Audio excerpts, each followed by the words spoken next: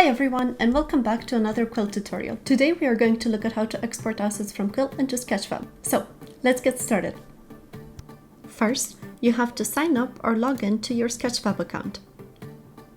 Then you can go and export your assets from Quill. Quill layers will not import into Sketchfab, but you will have two materials to work with, a single-sided one and a double-sided one. You need to have color space set to gamma, export animation, export meshes, and bake transforms. Once you have your exported scene, you can come to the Sketchfab website and simply drag your asset, upload files, and wait.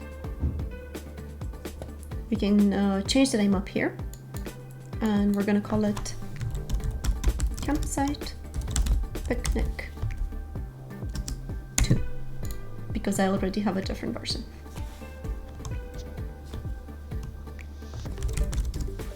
Here we can add a little description.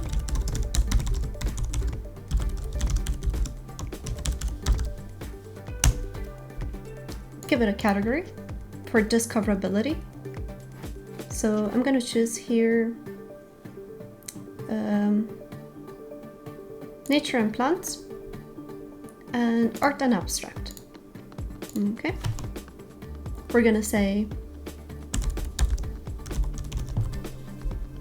illustration, 3D, and low poly.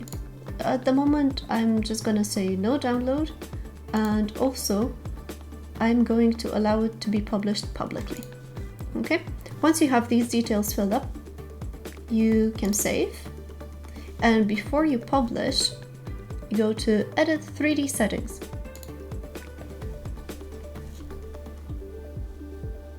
Normally what you want to do with Quill assets is set the shading to shadeless, which pretty much translates one-to-one with what you have in Quill. But for this specific tutorial, I'm going to set shading to lit and have a bit of fun. Here in lighting, you have the option to work with presets or set your own lights. So by default, it gives you this environment light, which you can also change from here. But we're not going to do that now. So if you scroll out, you'll be able to see the lights. Also, if you'd like to work with one of the presets, click here, and there you go. You can take them one by one and see which one you prefer. This one isn't so bad. Okay. What you can also do is have a combination of both lighting presets and environment lights. So for now, ground shadows is by default off. You can activate it yourself and tweak it. But since our environment already has ground, I'm going to deactivate it.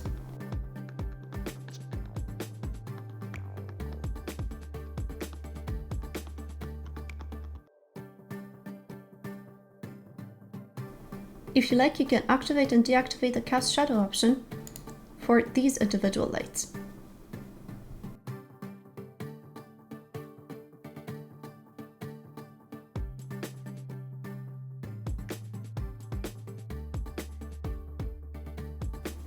I already like the way it's starting to look, so I'm going to move ahead to background color, and I'm going to choose a nice sky blue.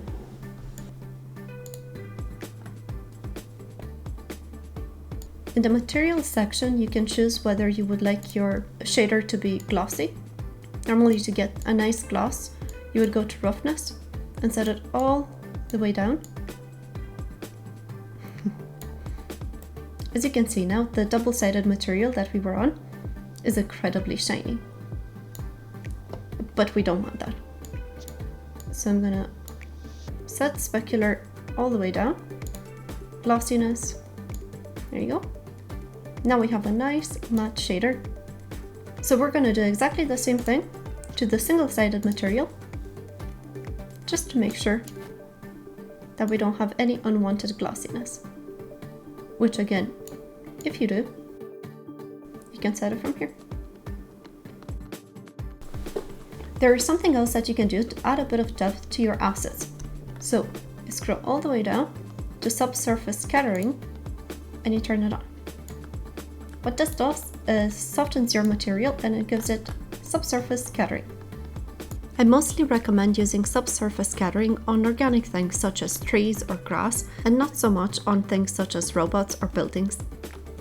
So I'm happy with how that looks. And now we can move on to the post-processing tab. Here we can add depth of field and adjust how much we would like our background or foreground to blur. I don't really want a lot of foreground blur, but I would like a bit more background blur. You can click anywhere in the scene where you would like your camera to focus. What I also like to do, especially when importing assets from Quill, is to add a touch of bloom. The reason why I do that is to avoid having some of those edges where meshes intersect. We don't want a lot, just a little bit, to blur these edges. For further color adjustments, you can go to the Color Balance tab and tweak as you please. Another trick I recommend for low poly work is to enable the SSAO and basically simulate ambient occlusion.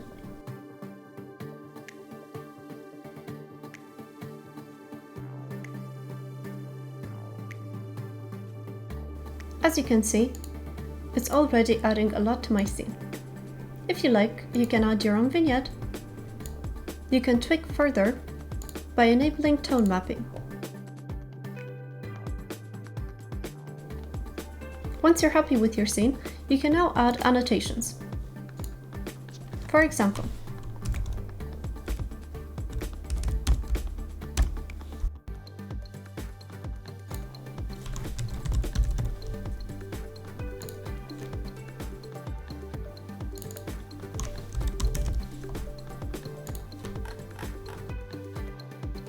if you've accidentally added an annotation, you can simply remove from here.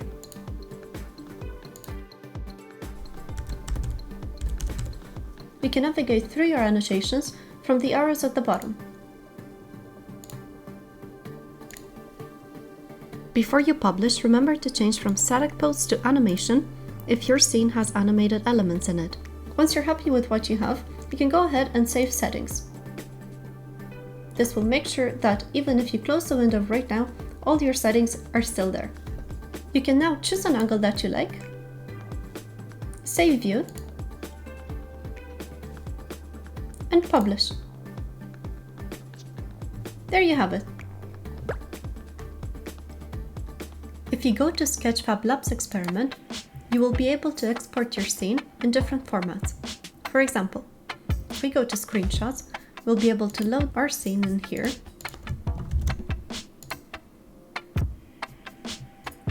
choose an angle that we like, and once we're happy with what we're seeing, we can export screenshot. This will automatically save in your downloads. You can also export a GIF of your model.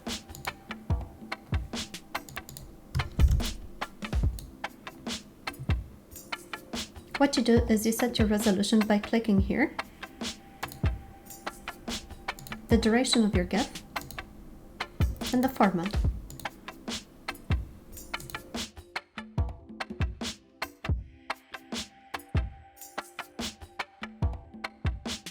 Thank you for watching and see you next time.